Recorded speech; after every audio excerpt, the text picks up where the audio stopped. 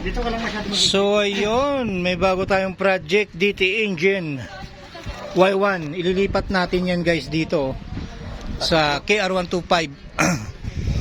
Gumagana na to, na-refresh na yan. Sasalpak na lang dito. I-mount natin ng maayos kasi hindi siya hindi siya tugma. So kakat natin to, papalitan natin ng DT bracket. Ayan yung makina Y1, ganda, all stock, ganda ng panloob. Alright, pero Rani, matapos ba natin yan ngayon? Basic lang yan. Basic lang ha, sige. Kailangan matapos yan ha.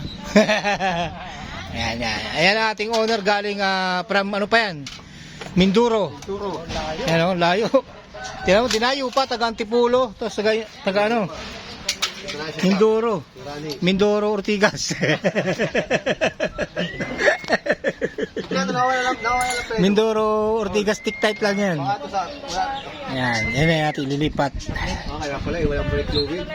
Gumagana na to, napaandar na to. Sasalpak na lang sa KRY chassis.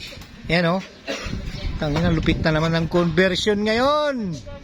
Makina to makina na, nagtatanggalan. Ito pong makina for sale po, for sale. KRY, KR 125, for sale po yan. 150. 150 yan. For sale po yan. 1.5. 2.5. Kahit 1.5. Alright, 1.5 daw, 1.5.